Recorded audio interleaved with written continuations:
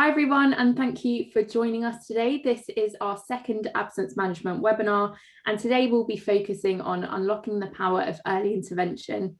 We want these webinars to be informative and educational with something that you can take away and implement in your own business today. And we will be referring to Absentia throughout and how this relates to some of the techniques and tools that we're going to be speaking about today.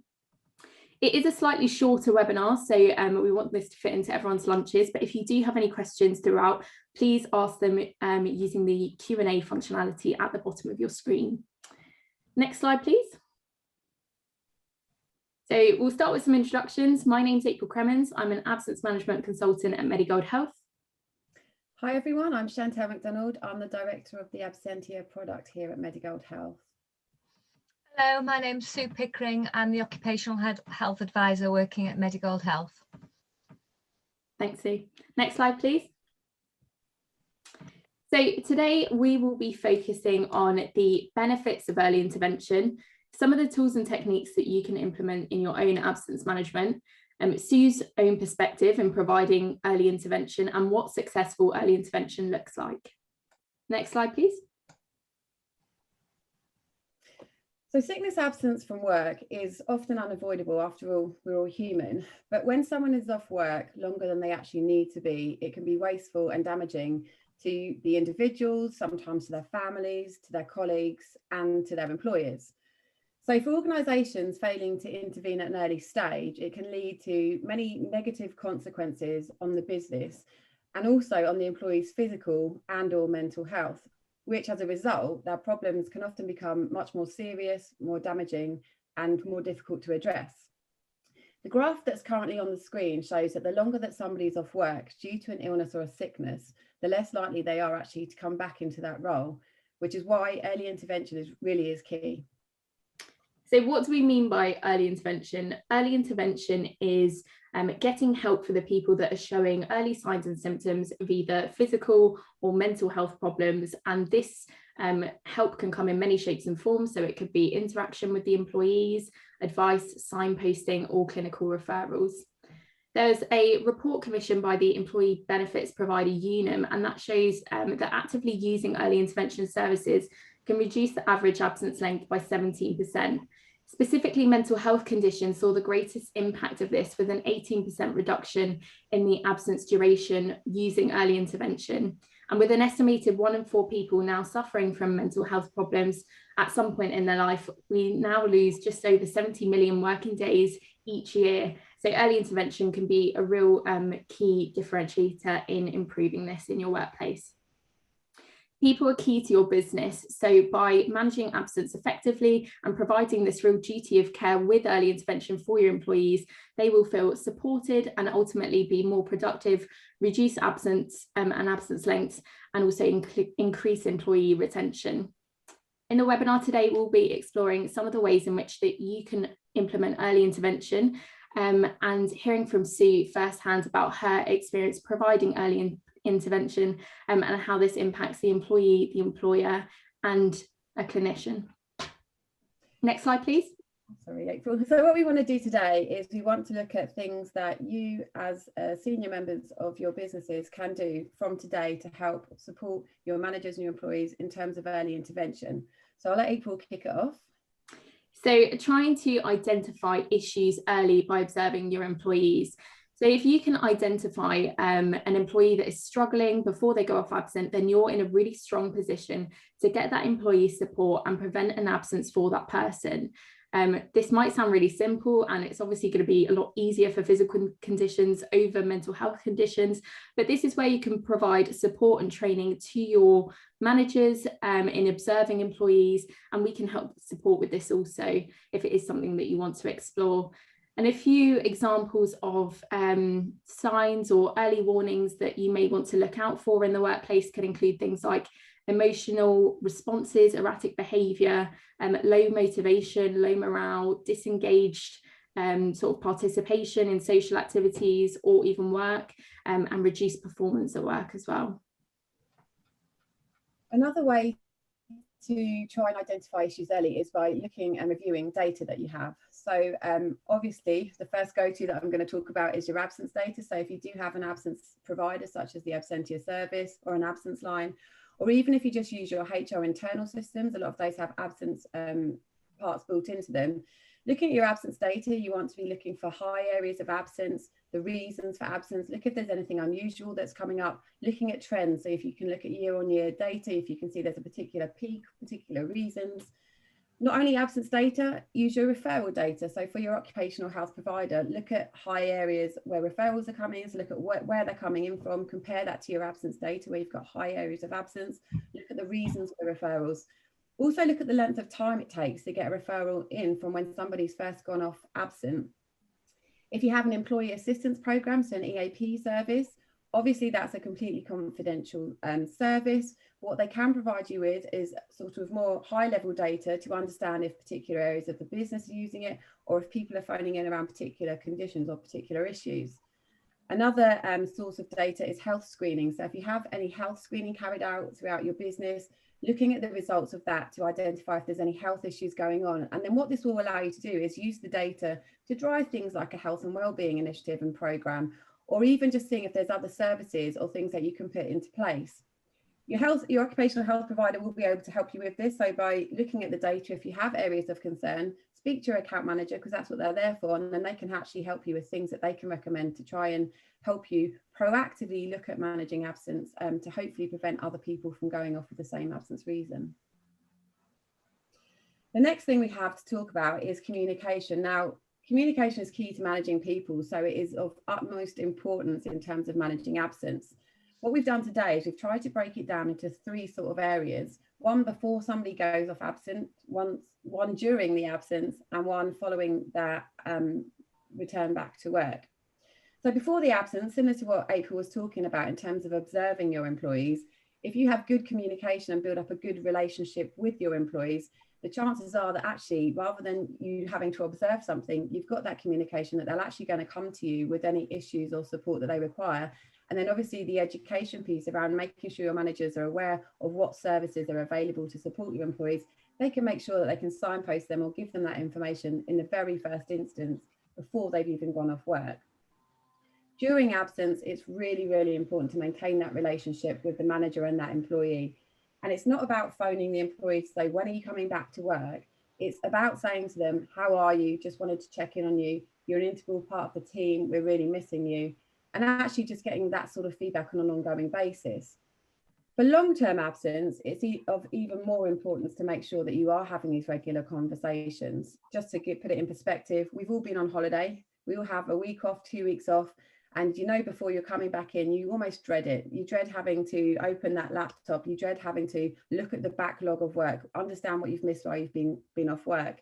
If you can then think about if somebody's been off work 6, 8 weeks, months even at a time, having had no contact from anyone within the business actually makes it extremely nerve-wracking to want to step over that to want to open that laptop. It's something that actually, if you haven't had that regular communication, it's something that can actually make an employee decide to get themselves signed off work for longer, because they have that fear about coming back into the workplace. So it is something that's extremely important, particularly for long-term cases. When returning back from work, and any of the Absentia clients who are on this call, they all know that return to works are of utmost importance.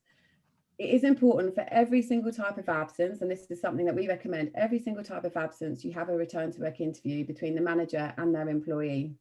Now, obviously, it's going to be a very different return to work interview for somebody that's been off for 1 day with a cold, somebody that's been off for a month due to stress. So the return to work needs to be structured, and it needs to be relevant, so that you are asking relevant questions in line with that, the reason that that employee's been off work.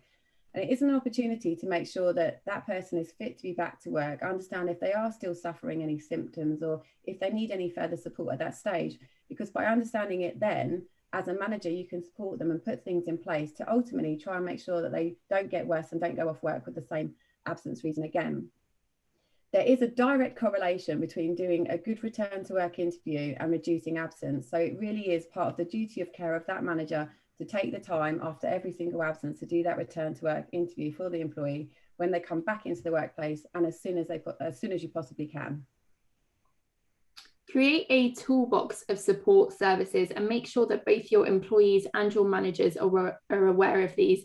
And these can include things like your EAP service, occupational health, an absence line, any mental health awareness support, physiotherapy, counselling, absolutely everything. Make sure it's really clear and accessible in how to use it. And if it was something that was implemented a while ago, perhaps look at relaunching it. Your providers will be able to help you in communicating this out and increasing the utilisation of this, as I'm sure they've done it with many of their other clients. You can always look at the data as well from your providers and understand where there might be any underutilization, understand why that may be, and also remember that early intervention is key. So look at those referral times from your providers too. One of the final things to talk about is review your absence policy. So the policy needs to be clear. It needs to have a defined process so a manager knows that when somebody is off absent, what they need to be doing, and it needs to have triggers built into that policy as well. So again, a manager knows exactly what actions they need to take at the point that somebody meets one of those absence triggers. There should be within the absence policy a persistent short-term trigger. And what this can do is it can assist the manager in making sure they have those conversations and identify if perhaps there's an underlying condition or a reason that an employee's had time off work. And it will then help them to support and manage that situation. You can reference early intervention in your policy so that if you do have people off with particular absence reasons, a manager knows that there's additional supports and things that they can do to help that person. And the policy should, as we've just been talking about, reference that regular communication throughout the period of absence. Again, showing the manager that that's what they should be doing to support that individual. And equally, or if not of more importance, to make sure they have that return to work interview when somebody comes back into work as well. And lastly, remain consistent. So it's important to be consistent with all of the above. It's no good implementing this and then it drops off within a month or so. You need to maintain the support there to your managers, the training, the data reviews, and make sure that this is an ongoing priority for your business. If you do identify any areas which need support or training, make sure it's acted upon and remind managers that this is a part of their day-to-day role to manage absence. So if this is done well, it should in turn prevent absences by using early intervention as early as possible. Next slide, please. I'll hand over to Sue to talk about her experience. Okay, thanks, April. Hello, good afternoon, everyone. My name's Sue Pickering and I'm the Occupational Health Advisor. I've worked for Medigold Health Consultancy for 8 years and I've been on these first day absence for about 7 of those 8 years. As a clinician, both as a registered general nurse and an occupational health nurse, my role is to provide clinical support, advice and recommendations to those employees who have triggered an absence. I think my purpose is to give relevant and experienced medical advice and then implement further intervention if required. In my experience, for the employee, succinct and pertinent information is delivered after the call, and then that's hopefully goes on to support effective recovery and a sustained return to work. This is not a full occupational health assessment, and nor is it intended to be. It's a quick tool and a guiding tool to services and ongoing support. The calls approximately last 5 minutes to the employees, and they're given 2 opportunities to answer the call on 2 separate days. Sometimes they answer, sometimes they don't. Sometimes they're polite, sometimes they're not. This is human nature, and this is what I'm experiencing on the calls. And I also understand that when people are in pain or stress, they're not always at the best, but I'm there to diffuse it and to help them. I'm not a doctor, but I am a nurse, and there's lots of experience that I draw on when I speak to them. The calls are now recorded and a consent is obtained from all the employees before I continue. In my experience of doing these calls, the common complaints and situations that I deal with are coughs and colds, gastrointestinal problems, I've put that very politely, migraines, home and work-related stress, depression, and more pertinently, COVID and long COVID. I can come across any situation when I pick the call up. I don't know what I'm getting apart from a brief description by the call handler, and I can deal from anything from stroke recovery and to epileptic advice to somebody phoning in sick with a stub toe that couldn't get the safety boot on. No two employees are the same. And what I would say in my nursing experience is the most predictable aspect of human beings is the fact that they are very unpredictable. In nurse training, we are taught not to judge, but to treat them. And I've been nursing over 35 years now. I would say to conclude that the benefits to the employee ringing in, that there's medical guidance straight away. And I've learned over the years to read the room and to judge them. Sometimes you're very succinct and you tell them what they need to know. Sometimes these employees need a little bit of humour and a human touch, which I'm always happy to provide. I will offer support from the call, and that might be in the guise of occupational health referral, counselling, EAP, and further advice to just something simple like websites. Another a benefit to the employee, I think, is not having to explain medical information to the managers. That's massive, because sometimes it can be sensitive and sometimes it can be embarrassing.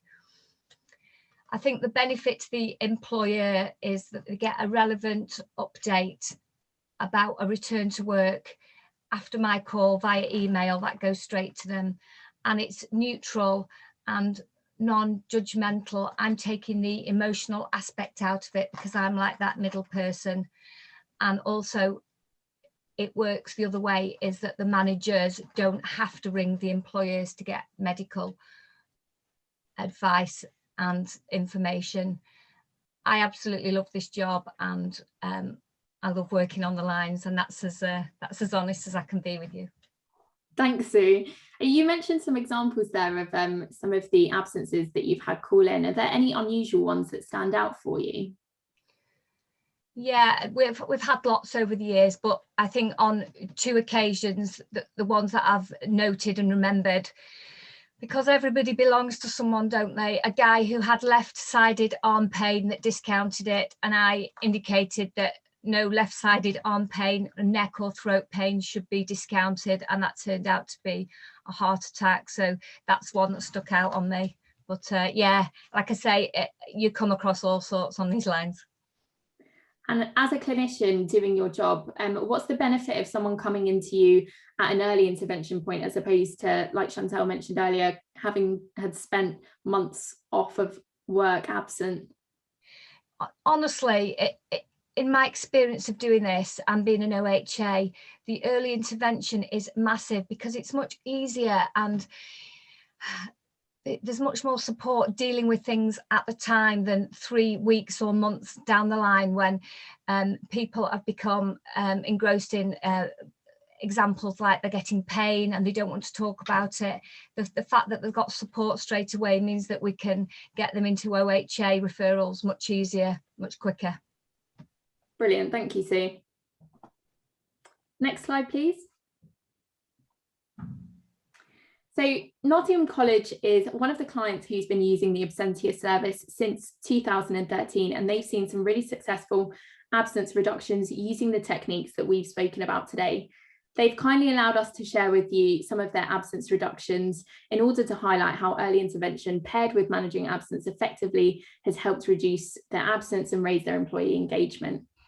The results Nottingham College have had in terms of different types of absences can be seen at the bottom of the slide, and they've worked really hard to achieve these absence reductions using early intervention, as well as the nurse callbacks and the techniques that we've spoken about today. And you can see that on the quote on the left-hand side. So just to talk about some of the things that Nottingham College has done, I personally have been very lucky enough to work alongside them for a few of the years that they've been doing this. But things that they have done, and this relates directly back to what we've been talking about earlier on. So Nottingham College have been really good about doing training and support for their managers, particularly in terms of the early intervention piece of trying to identify if an employee is struggling, And then also making them aware of that toolbox in terms of the EAP service they provide, occupational health services they provide, so that if a manager can recognise that somebody needs some sort of some sort of support, they can actually dig into that toolbox and understand what's available to support them and how they actually access those services. They do work very closely with the account manager here to regularly review the absence data that we provide, so that they can look at trend information year on year, look at areas of high absence and absence reasons, and with using that data and understand what's going on within the business itself, seeing if there's anything that we can identify to do to support them. They look at outstanding return to works and overdue absences. They look at triggered absences that have come through and the recommendations from our OHA, such as Sue, and then they can actually look at the onward referral data as well. Now, what Nottingham College have done is they've had some triggers set up, which any organisation can do this, but we actually use the system to do it. But some of these are to do with the actual absence reason itself. So musculoskeletal and psychological absences are all triggered into callbacks from the nurses, because actually these could be quite complex cases. And what we want to do is from that very first day, try and see if there's any support we can provide. We also have callbacks for injury at work, because obviously from a duty of care, we want to check if there's anything we can be doing at that point in time. And they also have a trigger around the persistent short-term absences, which actually are 3 or more absences in a 6-month period. So the way that it works for Nottingham College is that one of our nurses, such as Sue, will give the employee a call back when they hit these triggers. We'll have a conversation with them around the reason of absence, look at the historical absence data that's in there so they can understand if it's an ongoing issue, if it's the first time that somebody has been off with a particular condition.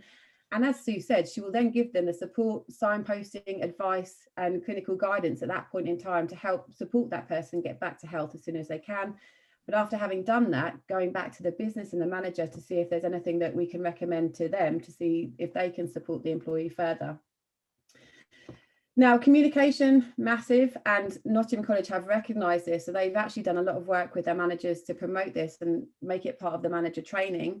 What is helpful with the system is that it allows, whenever a manager does have conversations with an employee, it can be recorded directly against the absence. So there is a log of any ongoing communication that's had, and HR or the people services team have full sight of this. The return to works are extremely important, and it's something that they monitor very, very closely. The system does allow them clear visibility so they can see who's got what outstanding, which managers, which areas. And what this allows them to do is to identify if it's just that a manager needs a little nudge, which the system has automated reminders to do, or if it's actually perhaps a new manager who's been promoted, who's really good at their job, but actually first time they've managed people. So actually they need a bit further training around return to work interviews. So they use the absence data to identify that and to try and support their managers further. The return to works that are sent from the system, they are bespoke. So as we were talking about earlier on, they ask relevant questions, particularly for things like musculoskeletal and psychological. There are additional questions that almost forces the manager to make sure they're having those conversations, which can sometimes be quite difficult. But by asking the relevant questions at that point, it ensures that any support that's required is identified at that time and can be put in place. They're stored against the system. So again, the people services team are actually monitoring the quality of the return to work that are in the system as well. So again, identifying if there's any further training required. Everyone is reminded constantly about the services that are provided. There's an intranet site available with access for this. And actually, when the employees phone into the service, if it's relevant, we remind them about the EAP service, if it's to do with the reason of absence, that could support them. And obviously, when Sue gets involved, if she sends any recommendations back to the manager, she will remind them of the types of services they have. So it is a constant reminder that Nottingham College have built into place to make sure both employees and managers have access and are reminded of the services they have available. And finally, their absence policy. They've been reviewing this regularly throughout the years, but more recently, following a further review, we're actually looking at implementing stage management, which actually will mean that the managers will be prompted from the system if an absence policy trigger is met, and will be guided as to what actions they need to take, record it within the system, which will mean that the senior management team will have visibility of where people are sitting within the absence policy. But not only that, when managers aren't doing what they should be doing, the same as the return to work compliance, this can then be monitored as well.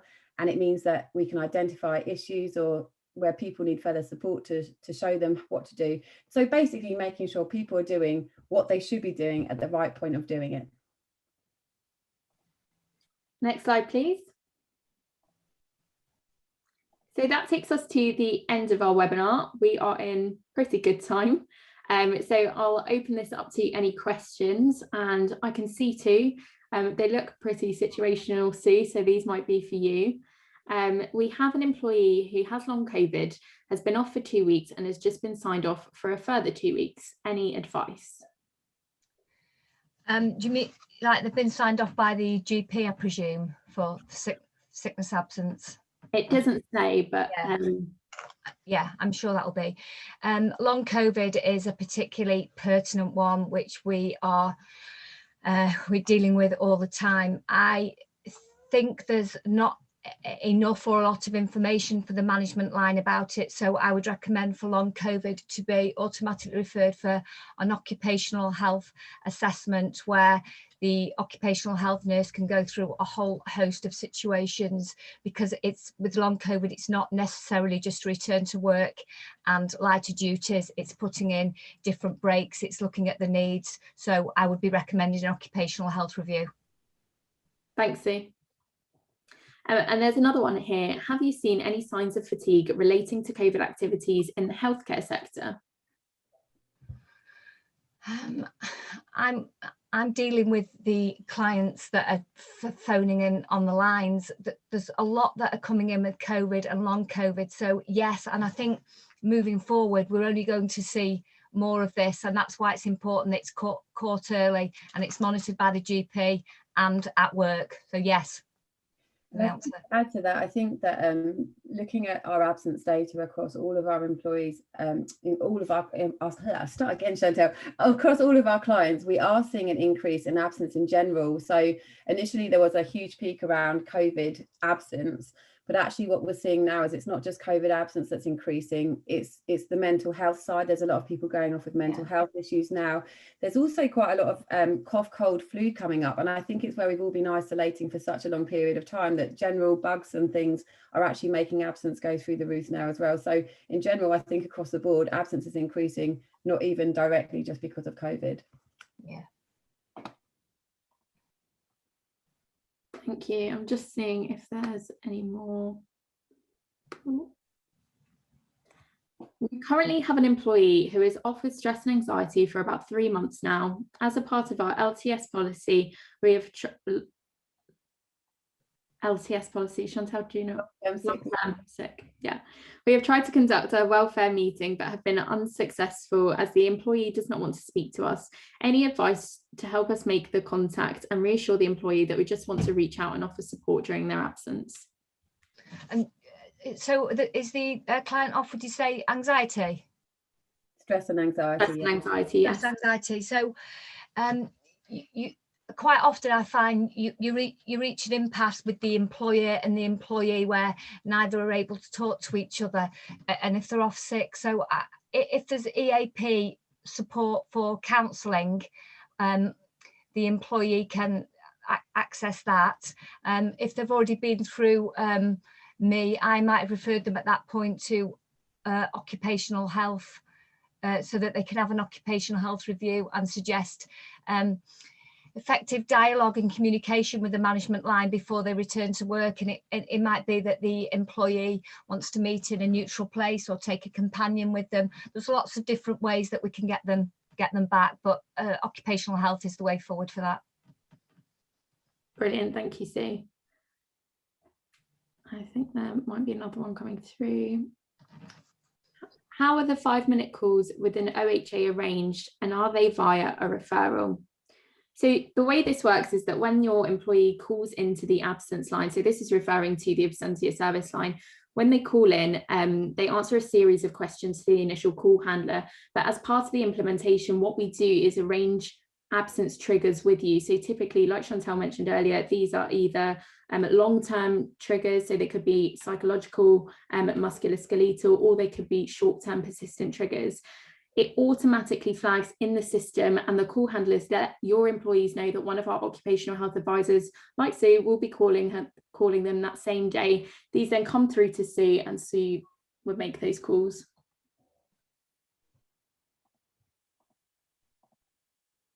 Okay, I believe that is, oh, maybe one more. It's just one more. One more. Yeah. Perfect, thanks. How would we handle a long-term mental health absence or where the employee doesn't want to speak with occupational health? Where they don't want to speak with occupational health. That's a really interesting one, and sometimes we do get that, and this is what I was talking about before, where they reach an impasse. So they don't want to talk to occupational health, and I'm perhaps presuming rightly or wrongly they don't want to speak to the management line. This can't be moved forward effectively without something giving. Would you agree, Chantal? Yeah. Something has to give. And yeah, I agree 100%, Sin. I think what you were talking about earlier on is really key. So obviously in those instances you can get things like the counselling service involved, or some of the services offer mediation, which can often help. I think ultimately though, if it does come off to a full standpoint and you've tried the communication piece, which we were talking about, is really, really important. Ultimately it comes down to a point that you can only manage that individual on the information you hold. So if they aren't wanting to attend an occupational health appointment where we're trying to offer them the support so you can get guidance and advice, you can then only manage that individual on the information that you currently have. But obviously there is a few things that you can try and do beforehand, as Sue mentioned earlier on, the counselling, the mediation, and internally a communication. So if there is a problem that they won't speak to the manager, is there anyone else that they will speak to internally, such as the HR team, that sort of thing. So if you have tried all of those things, that's almost as far as you've done, as long as you've done all you can do to help support that person, then ultimately you can only manage them on the information you currently have.